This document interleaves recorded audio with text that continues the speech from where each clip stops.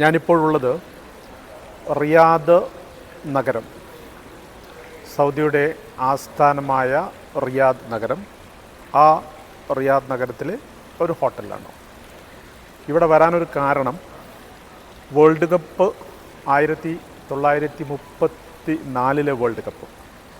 ശരിക്കും പറഞ്ഞാൽ നമ്മൾ വർഷത്തിൻ്റെ കണക്കെടുക്കുമ്പോൾ ഇത് 2025 ആണെങ്കിൽ 2034 നമ്മൾ പോകുമ്പോൾ കൃത്യമായിട്ട് പറഞ്ഞാൽ 9 വർഷമുണ്ട്. പക്ഷേ ഇവിടെയാണ് ഈ ലോകകപ്പിൻ്റെ, ഇപ്പം 2034 സൗദി ആതിഥേയത്വം വഹിക്കും എന്ന് കരുതപ്പെടുന്ന ലോകകപ്പിൻ്റെ ഈ റിയാദ് നഗരത്തിൽ മാത്രം നമ്മൾ സഞ്ചരിച്ചാൽ 3-4 സ്റ്റേഡിയങ്ങളുടെ നിർമ്മാണ പ്രവർത്തനങ്ങൾ 9 വർഷം മുമ്പ് തന്നെ അവർ തുടങ്ങിയിട്ടുണ്ട്. Already king Abdul Aziz stadium ഉൾപ്പെടെയുള്ള സ്പോർട്സ് സിറ്റി, നമ്മൾ ഈ നേരത്തെ ഒക്കെ സംസാരിച്ച അൽ നസർ ഉൾപ്പെടെയുള്ള ക്ലബ്ബുകൾ, സ്റ്റേഡിയങ്ങളൊക്കെ ഇവിടെയുണ്ട്. അതിനൊപ്പം തന്നെ പുതിയ കളിമുറ്റങ്ങളിലേക്കും അവർ വരുമ്പോൾ ഇവിടം കേന്ദ്രീകരിച്ചാണ് അതിൻ്റെ എല്ലാ പ്രവർത്തനങ്ങളും നടക്കുന്നത്. ഇവിടെ കാണാൻ വന്നതും അതുകൊണ്ട് തന്നെയാണ്. എന്തായാലും നമ്മൾ 2022 ഖത്തർ വേൾഡ് കപ്പ് കണ്ടതാണ്. ഖത്തർ വേൾഡ് കപ്പ് എന്ന് പറഞ്ഞാൽ വിസ്മയമാണ്. ഇപ്പോഴും ഫിഫയുടെ പ്രസിഡൻ്റായിരുന്ന ജിയാൻ ഇൻഫാൻറ്റിനോ പറഞ്ഞതുപോലെയാണ് the ever best world cup എന്നാണ് അദ്ദേഹം വിശേഷിപ്പിച്ചത്.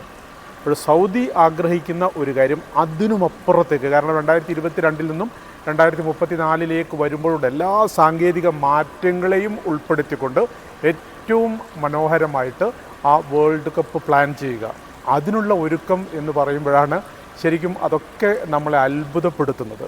അപ്പം നമ്മുടെ നാട്ടിൽ ഒരു മേജർ ചാമ്പ്യൻഷിപ്പിന് നമ്മൾ ഒരുങ്ങുന്നത് അവസാന ഘട്ടത്തിൽ മാത്രമാണ്. നമ്മളടുത്ത കോമൺവെൽത്ത് ഗെയിംസിനായിട്ട് ശ്രമിക്കുന്നുണ്ട്.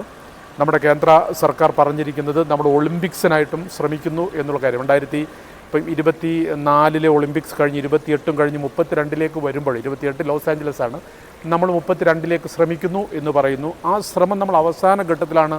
അതായത് ഇത്തവണ ശ്രമം ആരംഭിച്ചപ്പോൾ തന്നെ നമുക്ക് തിരിച്ചടി ഏറ്റിട്ടുമുണ്ട്. അത് പൊളിറ്റിക്സ് പറയല്ല, മറിച്ച് യാഥാർത്ഥ്യമാണ്. എന്തായാലും സൗദി ഇനി വേൾഡ് കപ്പ് ഇപ്പം നടക്കുന്ന ഒരു ഈ വേൾഡ് കപ്പുണ്ട്.